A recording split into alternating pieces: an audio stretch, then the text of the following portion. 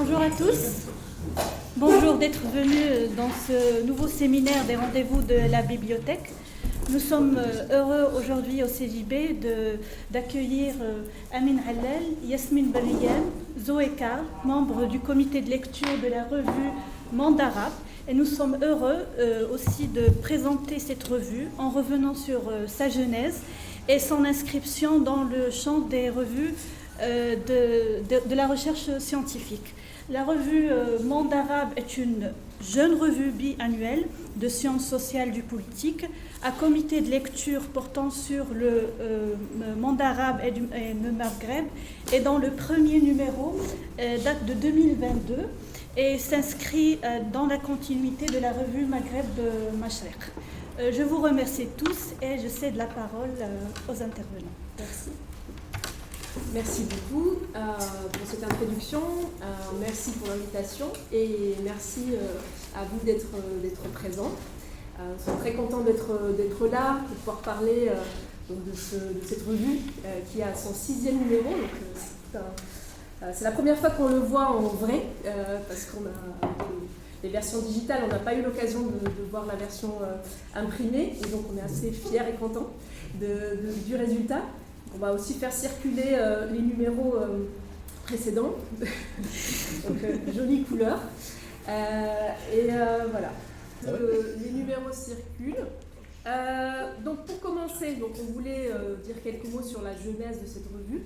Donc je commencerai par m'arrêter là sur les guillemets autour de nouvelles. Peut-être que c'est une bonne manière de commencer. Donc pourquoi on a mis ces guillemets? C'est parce que au début c'était un peu aussi le projet de relancer une ancienne revue, qui était la revue Maghreb Mashriq, qui a été créée dans les années 60, en 1964, qui est un peu une revue qui a assez marqué le champ des études sur la région.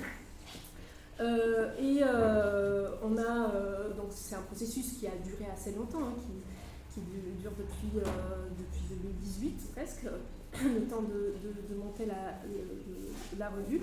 Donc c'était cette idée de relancer une revue qui existait. Donc c'est un projet qu'avait mené Manon Nourtanous, qui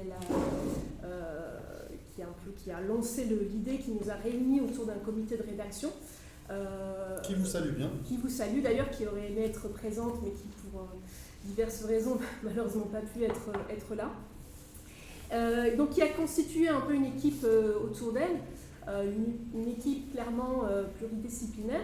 Donc j'en oublie même notre joli PowerPoint là qu'on a fait. Donc une équipe pluridisciplinaire que j'ai même ici. Donc ça c'est l'équipe actuelle qui est dans le comité de rédaction actuellement. Ça a tourné, il y a des changements, comme c'est un travail quand même qui prend beaucoup de temps. Il y a des personnes qui ont dû partir entre-temps, on a renouvelé l'équipe au fur et à mesure. C'est une équipe fortement marquée quand même par des sociologues du politique, mais où on retrouve aussi d'autres disciplines qui sont représentées, donc des anthropologues, comme je prends Véronique Bontemps, des historiennes comme Charlotte Coureil, par exemple, des juristes et des spécialistes de littérature comparée. Donc c'est un peu l'idée aussi aborder la question de faire les sciences sociales du politique en associant des disciplines diverses pour aborder le sujet. Donc cette première rencontre nous a aussi mené à l'idée de dire non, on va finalement pas relancer le projet tel qu'on l'avait envisagé au début, mais on va créer une nouvelle revue qu'on a décidé d'appeler Mondes Arabes. Pour un peu sur la base de fondements qu'on a négociés entre nous sur un long processus, essayer de reconstruire une revue sur la base d'un processus très rigoureux d'évaluation, une revue qui se met l'accent sur la dimension empirique, surtout aussi des terrains, Et donc on en parlera un peu plus dans cette présentation aujourd'hui, hein, de décrire un peu ce qu'est Mondes Arabes, qu'est-ce qui fait peut-être un peu la spécificité de cette revue. Donc ça, c'était arrêté donc un travail très long, hein, de plusieurs années, qui a commencé donc 2018-2019 et qui a donné lieu au premier numéro qui est paru en 2022. Donc pour vous donner un peu l'idée du processus assez long de construction de cette nouvelle revue, partie d'un projet de relance. Est arrivé le moment de se positionner, hein, c'est aussi ça, on arrive, bon d'accord, mais qu'est-ce qu'on a de nouveau à apporter, une énième revue qui est née, mais pourquoi, et aussi de se positionner dans le champ de production scientifique française, puisque c'est là où on se situe aussi professionnellement, mais aussi international, d'avoir une certaine visibilité aussi, hein, donc on a créé un site qui rend visible la revue. On a trouvé un éditeur, donc c'est La Découverte qui nous publie. Et on a aussi le soutien de Kern, donc qui est une plateforme qui permet de publier en ligne les articles. Donc à la fois, donc, pour pouvoir exister en tant que nouvelle revue, il fallait particulièrement être attentif à avoir une revue de qualité, hein, donc on a mis beaucoup l'accent sur ça. On parlera tout à l'heure aussi de la question du processus d'évaluation. On est parti sur 3 évaluations anonymes, ce qui est énorme, hein, ça demande un travail très important, mais ça nous semblait un critère essentiel aussi pour garantir une certaine qualité et simplement, enfin, avoir une légitimité aussi dans ce champ assez où il y a d'autres revues qui existent déjà voilà. Et donc aussi cette idée une des spécificités aussi de cette revue et sur laquelle Amine va revenir bientôt, c'est d'essayer voilà, c'est une revue aréale, mais qui veut aussi discuter et entrer en dialogue avec des revues qui ne le sont, enfin, qui se donnent plutôt une dimension plus généraliste ou disciplinaire, avec cette ambition de dire, nous on travaille sur les mondes arabes, mais on peut très bien et on veut dialoguer avec les sciences sociales du politique. On a quelque chose à apporter à ce débat, à cette discussion-là, et donc aussi d'avoir cette dimension, un peu cette ambition d'avoir un apport théorique quelque part à la discussion de certaines thématiques qui occupent les sciences sociales du politique. Donc là, il y a le premier numéro qui pose un peu ces fondements-là et sur lesquels Amine va revenir, qui était aussi un travail très lent d'identifier un peu notre rapport et comment est-ce qu'on se positionne et comment on revendique notre aréalité tout en s'ouvrant aux disciplines qui entourent la question de l'étude du politique. Voilà, troisième volet un peu de l'étape, et j'en oublie complètement le PowerPoint, donc on a parlé de trouver cette ligne éditoriale, j'en ai parlé. Trouver une place dans le champ scientifique, hein, c'est tout un processus, c'est pas acquis encore, hein, on le négocie au fur et à mesure. D'ailleurs, ça commence même au moment où on demande des aides à nos laboratoires respectifs. Nous sommes dans des laboratoires qui ne sont pas nécessairement des structures qui travaillent sur les régions des mondes arabes, et où il faut aussi négocier une aide, hein, parce que c'est une revue qui fonctionne aussi avec beaucoup d'aides des structures dans lesquelles nous sommes basés. Ça aussi, c'est un point sur lequel on reviendra bientôt, mais où il faut notamment discuter et dire, mais oui, ce n'est pas... c'est une aire régionale qui n'est pas spécifique, enfin sur laquelle ne repose pas le travail normalement du laboratoire, mais on discute de thématiques qui sont tout à fait... voilà, c'est des thématiques qui nous occupent tous. Même pour les personnes qui vont travailler en France ou ailleurs sur des questions finalement très semblables. Et donc c'est quelque part un peu notre ambition aussi au-delà, hein, à travers cette revue, c'est de permettre et de favoriser aussi ce dialogue et de promouvoir cette possibilité de discuter au-delà des divisions études aréales, études générales.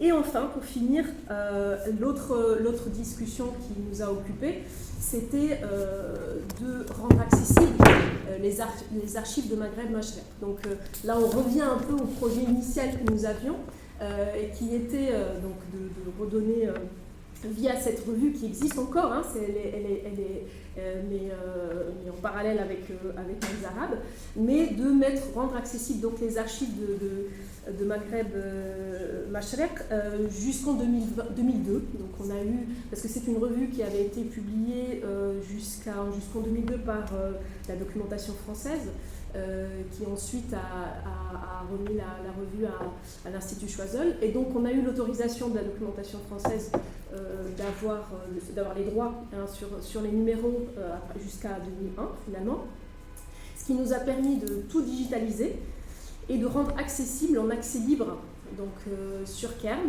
Donc c'est vraiment en accès libre tous les numéros depuis 1964 jusqu'à 2001. Et donc c'est vraiment une archive assez riche, très très riche, sur laquelle on peut avoir accès, à laquelle on peut avoir accès librement. Donc ça a été le dernier volet un peu de la construction de cette revue, qui ensuite, une fois qu'on avait posé un peu tous ces fondements, digitalisé, créé le site, lancé les partenariats, etc., est venu le moment de se présenter, donc à travers un premier numéro, qui est un peu le numéro qui pose les fondements aussi de la revue, qui nous a pris beaucoup de temps.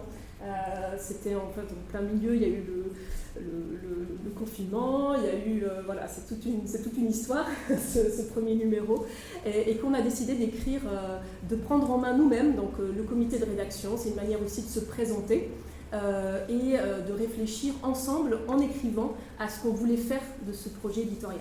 Et donc j'en profite pour passer la main, ou donner la parole à Amine pour cette présentation. Merci Yasmine pour cette introduction. Et effectivement, l'aventure Mondes Arabes, c'est une aventure de renouvellement générationnel pour ceux qui sont certains membres du comité de rédaction. Le comité de rédaction a été renouvelé à 100%, c'est-à-dire qu'on est reparti à zéro, entre guillemets. Et c'est aussi un renouvellement générationnel, puisque effectivement, c'était plutôt des gens qui venaient d'être... parfois qui venaient sortir de thèse à quelques 2-3 années près, et parfois qui venaient d'accéder à des postes décents dans l'enseignement supérieur de la recherche, c'est-à-dire titulaire de poste, et donc pouvoir se consacrer à ce travail éditorial. Mais c'est vraiment une affaire générationnelle, parce qu'on oublie toujours de le dire, puisque dans d'autres revues où il n'y a pas tant de cohésion générationnelle, et dans les revues anciennes, notamment Maghreb Mashrek, il y avait peu de jeunes chercheurs au-delà de la condescendance que cette appellation contient en elle-même. Donc c'est un renouvellement générationnel, et un renouvellement générationnel d'une génération pluridisciplinaire, enfin d'une génération de chercheurs provenant de différentes disciplines, qui ne supportaient plus la division entre aréal et central, en fait. En gros, dans la division convenue de la classification des revues en sciences sociales, on a des revues spécifiquement aréales, c'est-à-dire liées à une géographie, et d'autres qui seraient centrales, parce que probablement leur dimension aréale est parfois implicite ou tue, parce que souvent quand on dit centrale, on a une revue en France qui parle exclusivement de la France à peu de choses près, et quand elle est aux États-Unis, elle parle exclusivement des États-Unis à peu de choses près. Quand elle est aréale, elle parle d'une ère ou d'un ailleurs, ou elle est comparatiste, ou elle a un projet plus explicite. Donc l'idée de centrale versus aréale ne nous convenait pas trop, pour des raisons d'ailleurs d'évolution même des types de chercheurs que nous sommes, c'est-à-dire que historiquement, les études aréales formaient des gens très spécifiquement et exclusivement formés à une langue, une culture, un langage particulier issu de leur terrain, par opposition à ceux qui n'avaient pas cette maîtrise-là, de la langue ou de la familiarité avec les sociétés, et qui, eux, théorisaient en général ou avaient la prétention à avoir un savoir central. Donc nous, on n'aimait pas ça, pour plein de raisons qui nous paraissent évidentes, puisqu'on a la prétention d'être politistes centraux, mais spécialistes du Maghreb, littérature comparée, spécialiste de tel pays ou d'un autre, ou ou changer d'ailleurs de type de spécialisation. Donc au départ, c'est un renouvellement générationnel, mais aussi c'est une transformation de la recherche en sciences sociales sur cette ère incertaine qui est les mondes arabes. Et donc ce numéro 0 nous a permis, après donc moult discussions, deuxième chose d'ailleurs que je voulais dire en préliminaire, c'est que cette aventure est un renouvellement générationnel et dès le début, cette aventure est un apprentissage démocratique ou délibératif, c'est-à-dire que dès le début, on a pris le temps, on a eu la chance de prendre le temps aussi, bien sûr c'était long, trop long, au bout d'un moment on en avait marre, mais on a discuté, mais alors la moindre typo, la moindre sous-appellation, la moindre, etc., la moindre rubrique a été discutée, rediscutée, etc. Donc c'est un apprentissage aussi, pour le coup invisible, de la délibération sur l'entreprise éditoriale qu'on a. C'est une chance en soi, je pense que c'est... En général, on a moins la chance de créer une revue que de rallier un comité éditorial, et quand on est le dernier venu, on a peu de chance de rediscuter l'entreprise éditoriale dans son entièreté, alors que là, on était une dizaine, douzaine, dès le début, à pouvoir discuter de tout, et donc de prendre beaucoup, voire trop de temps. Donc c'est un apprentissage aussi délibératif, et peut-être démocratique, allez, osons le mot, sur quel type de revue nous voulions. Et donc, n'arrivons pas à tout fixer d'un coup, on s'est dit, alors faisons le numéro 0, sorte de manifeste, c'est le numéro 1 donc, dans lequel on se mouillerait un peu en fait, dans notre manière d'écrire, la licence sociale, dans cette interdisciplinarité dont on parle, pratiquons-la avant d'inviter d'autres gens à venir vers nous. Et du coup, ce numéro 0 qui s'appelle « Faire des sciences sociales du politique », c'est un titre fourre-tout, mais c'est un titre qui quand même fixe aussi des choses autour de la question du politique, et encore une fois pris de manière assez interdisciplinaire. Et ce numéro 0 commence par une introduction, dont je m'excuse par avance du titre, qui s'appelle « Aréal » parce que je le vaux bien, et qui, bien sûr, au-delà de l'aspect ironique ou comique du titre, est une affirmation vis-à-vis, encore une fois, de ces autres milieux des sciences sociales qui ont prétention à être centraux et qui nous réduiraient à un savoir spécifique, en fait, pour le dire autrement.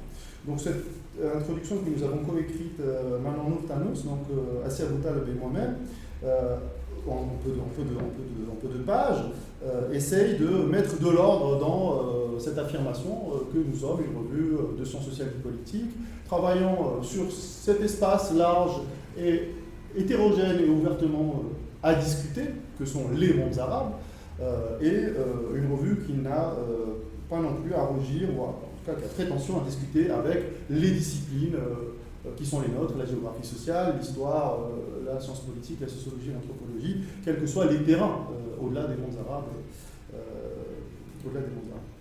Et on a fait ce numéro en s'obligeant d'ailleurs, tu l'as dit tout à l'heure, je le répète, à écrire en binôme. D'abord parce qu'on voulait que le maximum des gens du comité de rédaction se mouillent pour pouvoir écrire dans ce numéro. On ne pouvait pas écrire 12 ou 14 articles. Et l'idée de coécrire des articles avec d'autres collègues était aussi une manière de prolonger, d'approfondir cet exercice délibératif dont je parlais en parlant à partir de textes concrets. Donc au-delà de cette introduction, les textes qui viennent, bien sûr, imparfaitement et de manière non exhaustive, illustrer cette ligne éditoriale que nous avons posée mais que nous sommes en train de raffiner de numéro après numéro, va se traduire par différents textes. Je vous en fais l'inventaire rapide.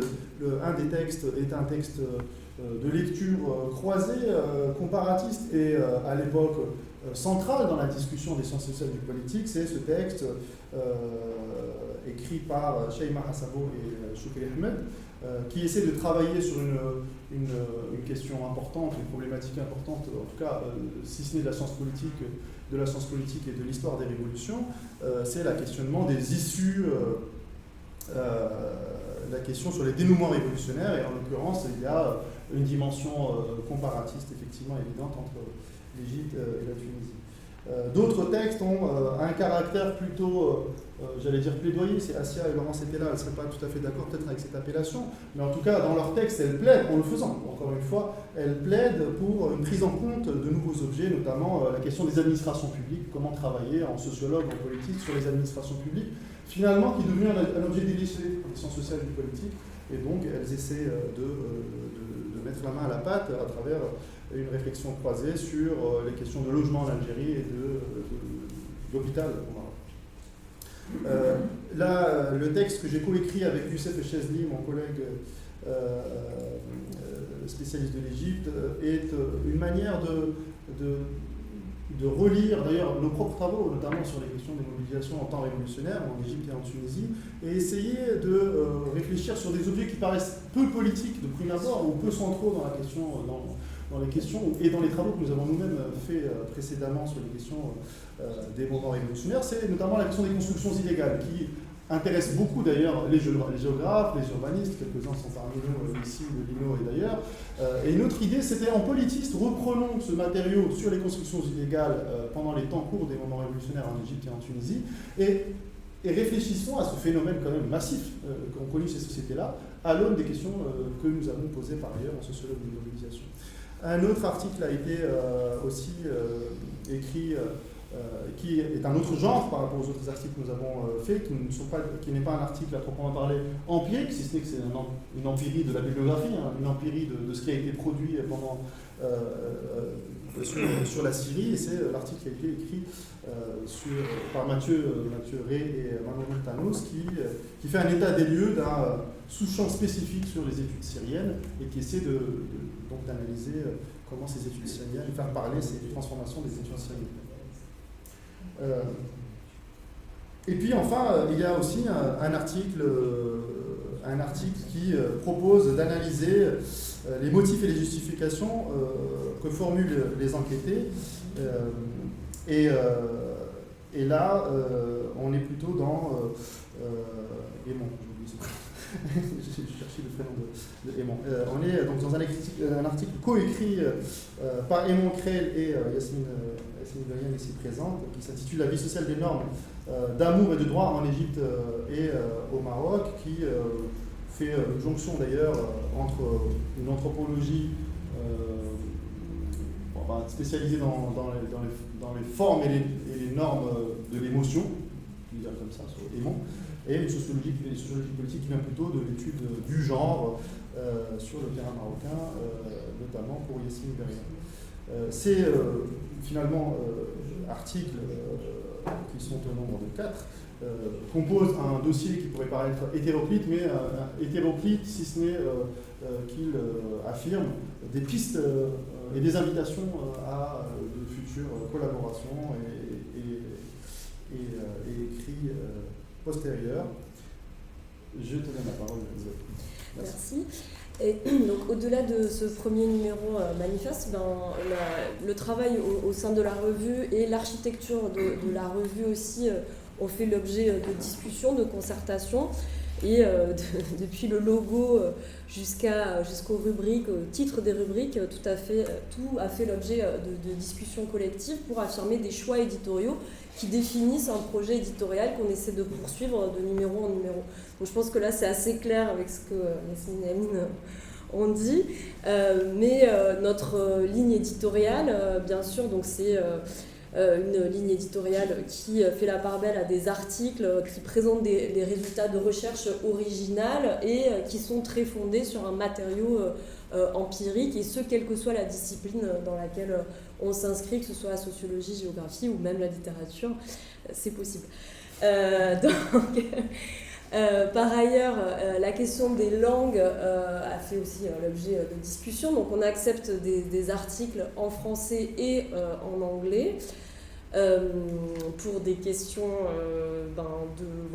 d'adresse au public, mais aussi des questions techniques, de plateforme. Et puis par ailleurs, ça peut-être qu'il faut mentionner, la plateforme Kern qui nous héberge et qui donne accès, pas de façon libre en réalité je crois, nos articles, nous offre la possibilité de traduire à chaque numéro un article en anglais. Donc ça aussi, on en discute en comité de rédaction pour décider quel article peut bénéficier de cette fenêtre internationale.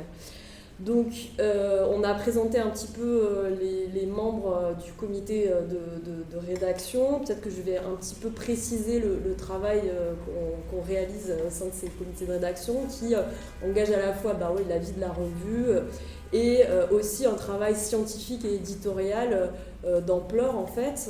Yasmine, tu l'as dit, on a fait le choix. Alors j'ai dit mais moi, j'ai rejoint l'aventure en route, mais je me suis complètement appropriée, comme vous voyez, les choix qui ont été faits. Donc je fais partie des jeunes recrues. Je ne fais pas partie du comité fondateur, mais j'adhère complètement aux choix qui ont été décidés. Donc on a fait le choix de 3 évaluations pour chaque article. Donc chaque article soumis est évalué par 3 évaluateurs et évaluatrices anonymes, 2 évaluateurs et évaluatrices internes et 1 externe, avec des choix bien entendu qui sont des équilibres en fait entre ceux qui sont plus spécialistes en interne d'un pays ou d'une question. On va aller solliciter un externe qui, si on n'a pas les ressources en interne, par exemple si c'est question d'un pays où personne ne travaille trop dessus, ou si c'est une problématique qui nous est étrangère, on va aller chercher un extérieur qui puisse compléter cette approche de façon à avoir 3 regards différents. Donc c'est, comme tu dis Yasmine, c'est pas mal en fait, c'est pas mal de travail, et notamment c'est-à-dire qu'après il y a un travail de lien qui doit être fait avec les auteurs et les autrices et de synthèse de ces évaluations qui doivent aider bien sûr à la rédaction des articles et à leur vie ensuite au sein de la revue.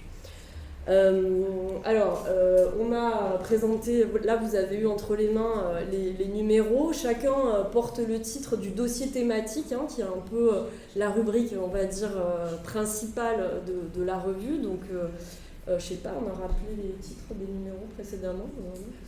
On va en parler après, en fait, je ne reviens pas sur ça. Au-delà de la rubrique dossier thématique, on a d'autres rubriques assez classiques pour des revues scientifiques. Donc la rubrique ouvrages, son, images, qui est la rubrique un peu de recension d'ouvrages. Alors pour l'instant, on n'a fait que des comptes rendus de parution, mais on pourrait tout à fait imaginer de faire des recensions, des présentations d'expositions, de documentaires ou d'autres supports qui restituent. Je vois que là, il y a une affiche pour les méthodes d'écriture visuelle et audiovisuelle en sciences humaines et sociales. C'est possible aussi d'imaginer des recensions de documentaires de collègues ou ce genre de choses. Ensuite, on a la rubrique entretien qui, là aussi, est une rubrique qu'on peut régulièrement retrouver. Alors, on lui a donné cette spécificité à Mondes Arabes qui est la suivante, c'est qu'il s'agit avec ces rubriques, ces entretiens qu'on va réaliser plutôt nous-mêmes, de donner la parole à un ou une collègue travaillant sur la région qui nous intéresse ou depuis la région qui nous intéresse plutôt, avec un double objectif qui est évidemment de visibiliser peut-être des collègues qui sont moins présents à l'esprit d'un public francophone en tout cas, et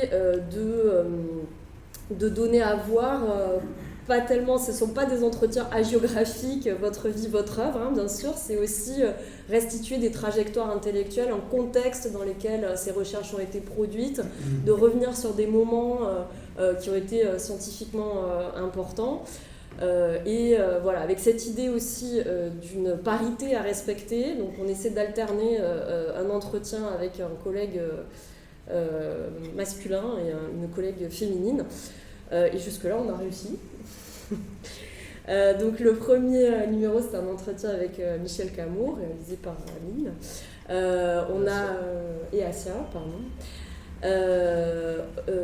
On a également un entretien avec Hassan Rachid, que vous connaissez particulièrement bien, mais qui était peut-être un peu moins visible pour le public francophone et récemment d'autres personnes comme Madawi El-Rachid ou les entretiens que Yasmine a réalisés avec, alors d'un point de vue particulier, c'est-à-dire tu as interviewé des collègues argentines qui travaillent sur le monde arabe pour déplacer un petit peu les perspectives d'un champ de recherche qui se constitue et décaler un petit peu les regards, les perspectives.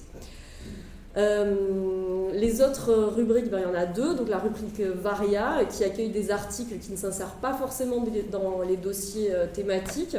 Une rubrique qui pour l'instant n'est pas très développée, donc si jamais vous avez des articles à proposer, on accueille volontiers des articles dans cette section qui suivent le même parcours d'évaluation d'ailleurs que les articles du dossier thématique. Et enfin, une dernière rubrique, terrain et archives, qui est peut-être un peu plus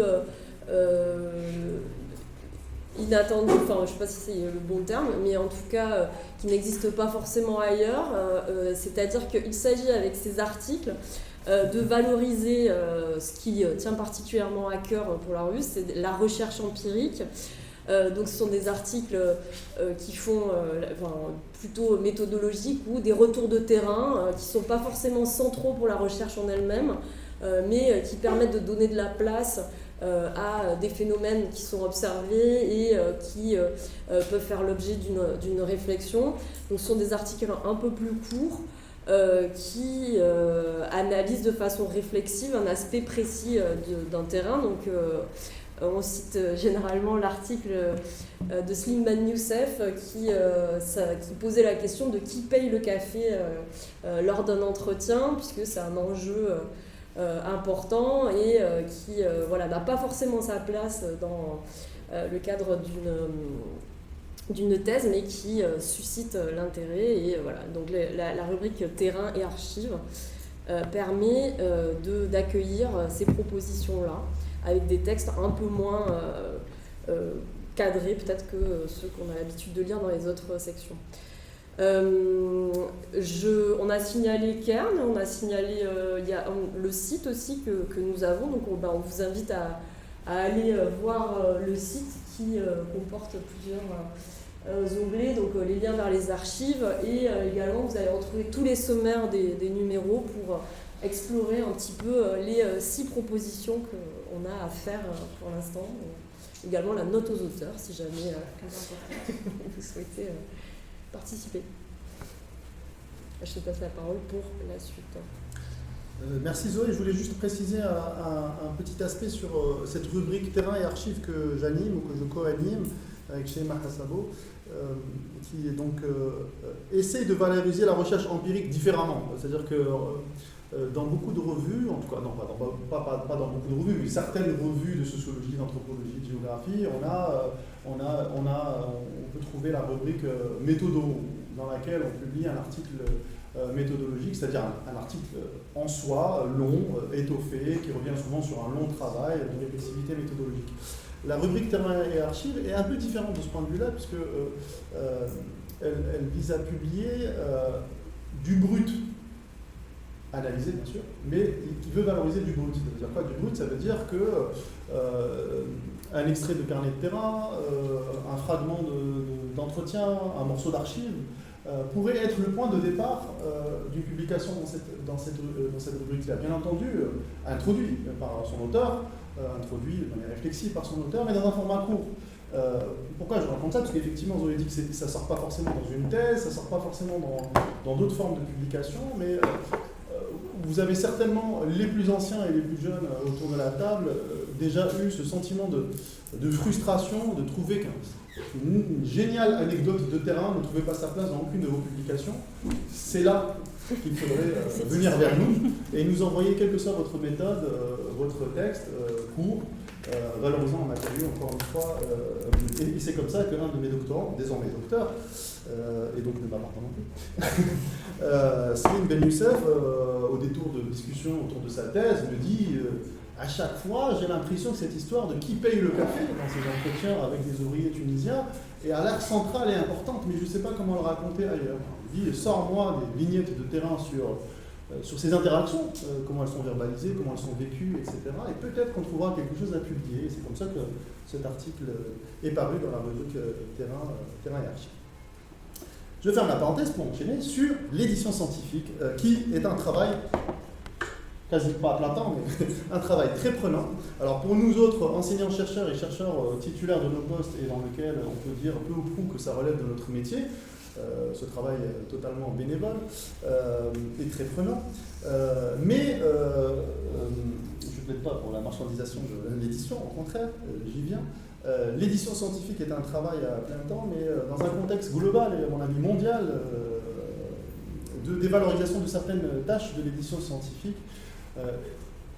Dévalorisation de tâches de l'édition scientifique autour de différentes fausses pistes et fausses bonnes idées, parfois bonnes mais inabouties, etc. Je voudrais d'abord plaider pour rappeler qu'une revue scientifique ne tourne pas sans éditeur, éditeur au sens non pas des maisons d'édition mais de secrétariat de rédaction. Or, en France, et je pense que ça a tendance à se généraliser dans beaucoup d'endroits, on a perdu le luxe, le confort d'avoir un secrétariat de rédaction dévoué totalement à la tâche de l'édition d'une revue scientifique. Pire encore, les fausses bonnes idées et les fausses pistes de nos institutions respectives ont transformé certains métiers en les vidant totalement de leur substance, puisque si historiquement il y avait un ou une secrétaire d'une revue qui travaillait à plein temps en accord avec le comité de rédaction pour l'édition, on s'est dit, bon, peut-être qu'avec les transformations des métiers, des nouvelles technologies, etc., on pouvait en faire 2. Mais désormais, on en a 10, 15. Et certains postes enviés, comme les ingénieurs de recherche ou ingénieurs d'études en France, qui sont des postes de fonctionnaires à plein temps, etc., les collègues secrétaires de rédaction ont des portefeuilles de 15 revues qui parlent je sais pas, de la fractale, de la géologie, des sciences humaines et de l'histoire médiévale, et suis désubstantialiste totalement, c'est-à-dire cette déconnexion disciplinaire est quelque chose de très grave pour nos collègues, puisque on ne prend pas du tout au sérieux le travail qu'ils font, et notamment l'appétence qu'ils ont pour faire ce travail-là. Vous savez, relire des articles plus ou moins bien écrits par des chercheurs fussent-ils éminents, c'est un travail qui est important. Et le fait de réduire la capacité de ce travail de secrétariat de rédaction à quelque chose qu'on peut faire quel que soit le contenu, est quelque chose qui insulte la propre appétence donc, de ces secrétaires de rédac, comme on les appelait, pour ce travail-là. Et pourtant, ils sont indispensables, ces gens-là, et la détérioration de leurs conditions de travail pèse sur le fonctionnement des revues scientifiques. Notre exemple à nous le plus concret, c'est que en fondant la revue Mondes Arabes, on souhaitait avoir un secrétariat de rédaction permanent, dédié au moins à mi-temps, voire temps entième de temps sérieux à ce travail-là. Nous n'avons jamais réussi à avoir quelqu'un de permanent, nous avons réussi à avoir une personne loyale pendant quelques temps et qui a malheureusement désormais plus la capacité, burn-out comme on dit aujourd'hui, de poursuivre ce travail-là. Cette petite parenthèse pourrait être une complainte, pourrait vous paraître une espèce de complainte spécifique, qu'est-ce qu'ils viennent de raconter avec leur revue, mais c'est parce qu'elle a une portée un peu transversale et peut-être mondiale, j'ose le terme, que je me permets d'introduire cette question-là, puisque je pense qu'elle traverse aussi des défis contemporains pour l'édition scientifique, où on entend souvent des mots magiques comme l'open access, les nouvelles technologies, l'intelligence artificielle, toutes ces technologies, toutes ces modalités se suffiraient à elles-mêmes pour remplacer ces postes et ce travail comme solution magique. Nos institutions d'ailleurs nous rappellent souvent, sans open access vous ne pouvez pas faire ceci, nos interlocuteurs, on a souvent l'impression qu'ils ne sont pas totalement conscients de l'ampleur du travail de l'édition scientifique et du travail qu'il y a derrière. Je ne vais pas ouvrir toutes ces portes-là, mais peut-être des questions qui pourraient intéresser d'autres collègues ici. Il y a des tensions importantes, au-delà de cette question des conditions de travail, entre la qualité et l'accessibilité. rendre tout accessible à un certain moment avec ce constat de détérioration des conditions de production rend parfois moins qualitatif finalement ce qu'on produit. Une autre tension classique dont on a parlé avec des doctorants ce matin, c'est la tension entre le quanti et le quali.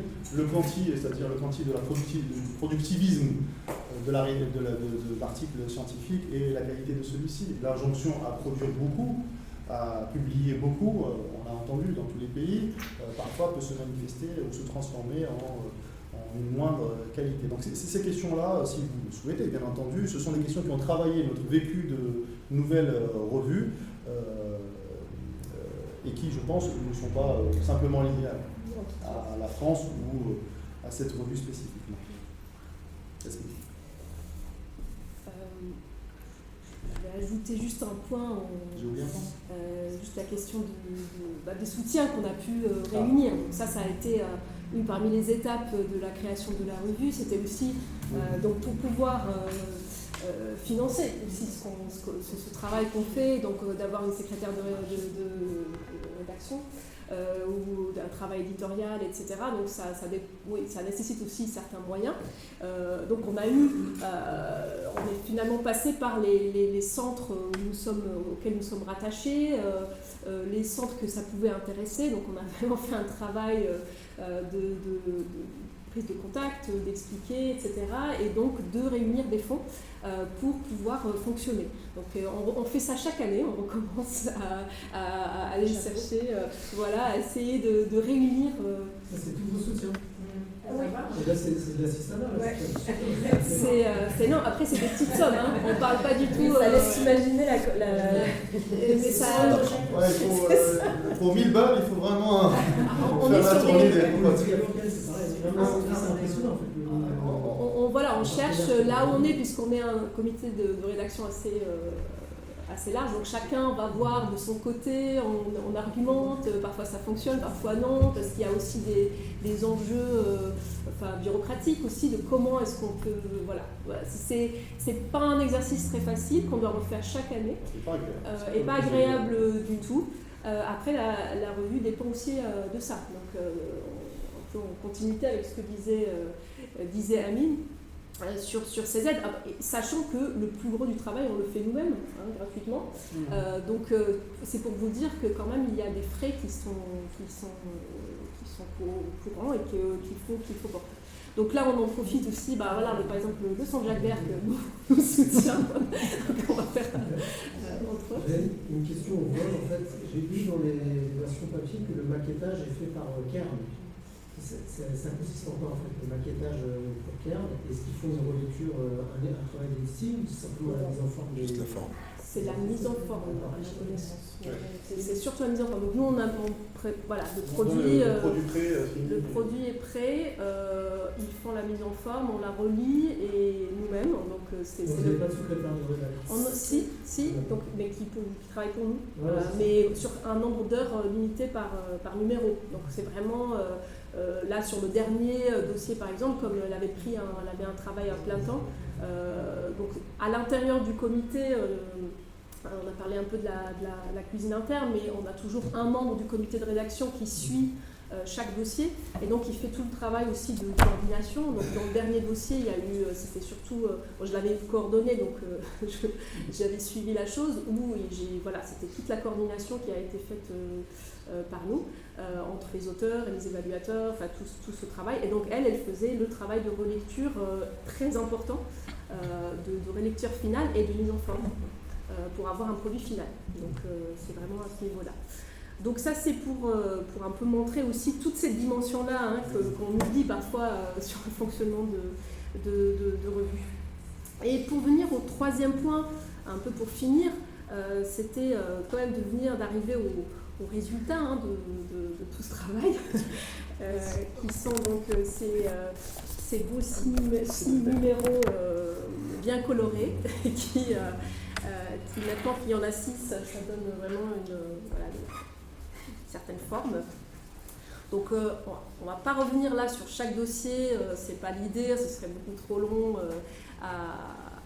à discuter. Donc c'est vraiment juste pour vous donner un peu une idée, mais aussi pour vous, un peu dans la continuité du point abordé au début, sur un peu ce qu'on essaye de faire. Hein, comment est-ce que les différents dossiers, on peut essayer de répondre aussi à cette ligne-là. Pour ce qui est des dossiers, hein, puisque aussi on a parlé des articles, comment ils sont évalués, etc. Donc au niveau des dossiers qu'on reçoit, on est très demandeur aussi de propositions de dossiers. Donc les dossiers nous sont proposés directement par les coordinateurs ou les directeurs de dossiers qui aimeraient monter un projet. On reçoit le projet qu'on discute en comité de rédaction. Donc sous forme d'un résumé, enfin pas un résumé, non, d'un argumentaire bien développé, dans lesquels aussi, dans la plupart des cas jusqu'à maintenant du moins, on avait aussi les titres des articles sans les noms. Hein. Donc on sait qui sont les porteurs de dossiers, mais pas qui va écrire dans ce dossier-là. Et donc il y a toute une discussion qui est menée au sein du comité de rédaction pour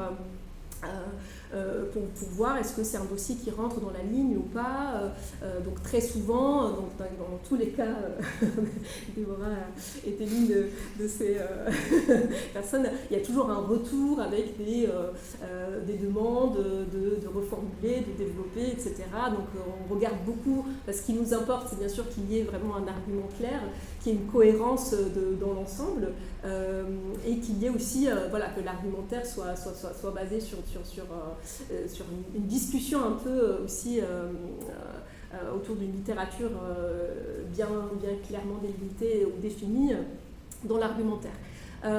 Et bien sûr aussi de voir comment les différentes contributions qui sont proposées à l'intérieur de ce dossier il y a une ligne cohérente dans cette proposition. Donc à ce niveau-là, il y a un long travail aussi de retravailler au niveau de l'argumentaire. Puis ensuite, une fois qu'on a donné le feu vert, le travail commence. Et là aussi, donc c'est à ce moment-là qu'on commence à recevoir les articles qui constituent le dossier, qui sont en général, donc qui sont toujours anonymisés. Et là, très souvent, donc une partie, du moins pas. Les articles ne passent pas l'étape suivante. Donc il y a vraiment souvent parfois un certain suspense aussi de savoir à la fin comment le dossier va être terminé. En tout cas, à l'issue de tout ce processus-là, on a pu produire donc 2 numéros par an. Je ne vais pas revenir sur le premier dossier sur lequel Amine est déjà revenue bien en détail. Donc, le deuxième numéro, co-dirigé par Déborah qui est là. Alors, je vais vraiment dire 2 mots juste pour décrire. Tu pourras compléter tout à l'heure dans les questions. On te dit, c'est très agréable d'entendre quelqu'un d'autre en parler, c'est super. Donc c'est aussi un peu, on va illustrer un peu certains des points qu'on a abordés au début. Donc ce dossier, typiquement, c'est plutôt vraiment un dossier aussi porté par 2 politistes. Donc tu me corriges si ce n'est pas le cas. Mais avec une thématique axée sur la question des assemblées parlementaires, avec un peu ce constat de départ que c'est un objet qui reste très peu étudié dans les sociétés du Maghreb et du Machner, alors même que, par exemple, le contexte de post-2011 a montré que cette institutionnalisation très forte qui a suivi les moments révolutionnaires sont assez centrales, alors qu'on en sait très peu, finalement, du fonctionnement interne des assemblées parlementaires. Et donc ce dossier, finalement, se propose de s'intéresser de près à ces arrêts, mais aussi aux députés, qui font vivre ces institutions, pour s'intéresser donc à la question des recompositions politiques et à la redéfinition de nouvelles normes et de rôles politiques pendant les moments d'ouverture et de fermeture du jeu politique. Donc ça a été vraiment un dossier beaucoup plus fortement en sociologie politique, très marqué à ce niveau-là. Le 3e numéro, là, on a un peu déplacé la focale plutôt vers un dossier beaucoup plus d'historiens.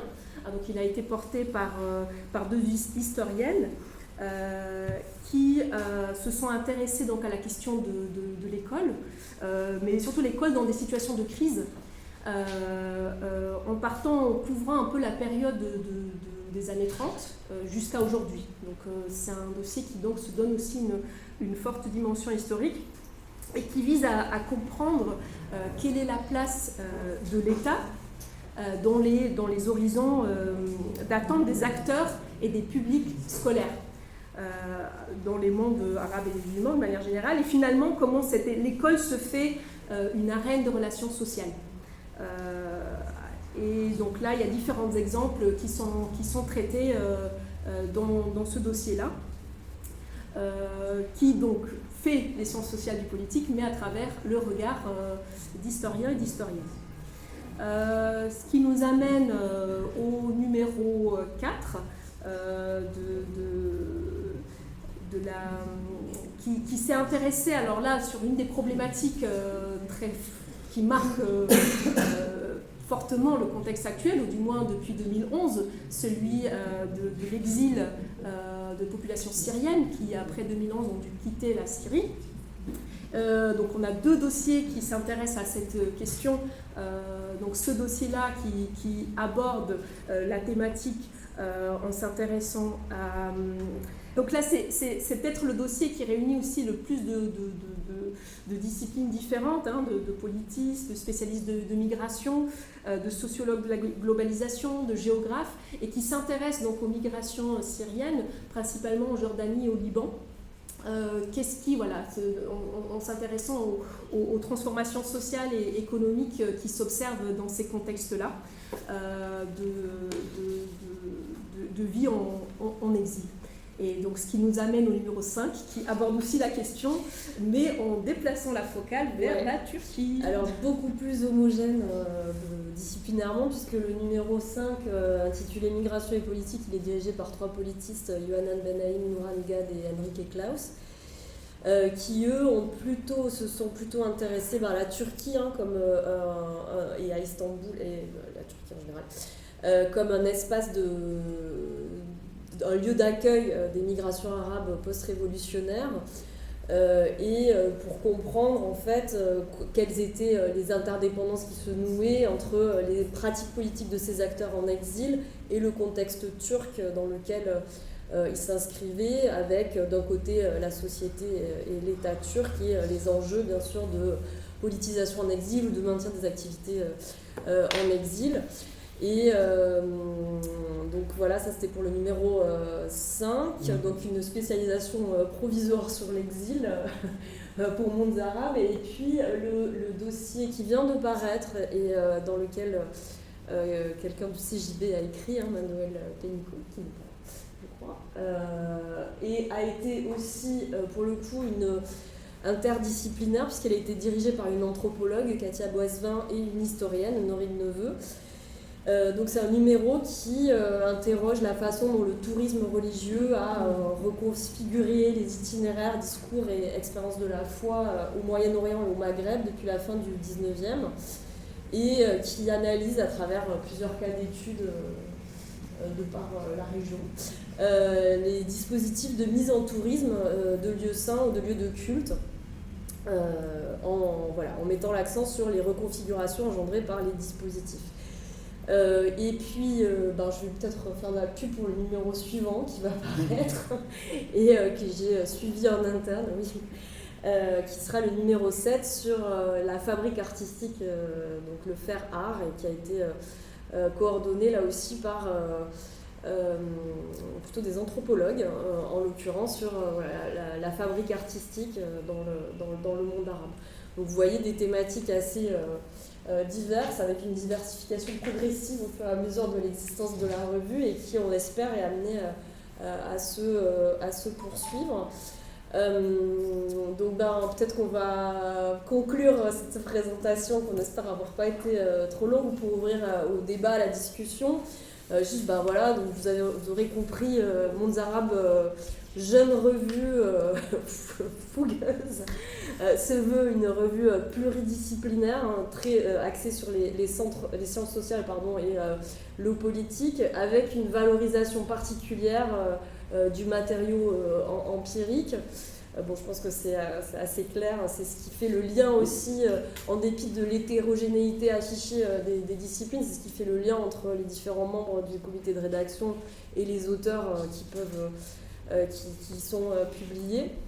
Et l'idée et l'enjeu, en fait, pour nous, alors qui est un horizon, voilà, autant qu'on espère une réalisation du moins partielle, c'est de valoriser les productions sur la région, certes, mais aussi de la région, en donnant la place à des auteurs et autrices, parfois jeunes, issus de cette région. Donc à la fois dans la rubrique entretien dont on a déjà abondamment parlé, mais aussi en accueillant des propositions d'articles, des propositions de dossiers, soit dans la rubrique Varia, soit carrément en réunissant des auteurs et autrices autour d'une thématique et d'un objet commun. On vous attend.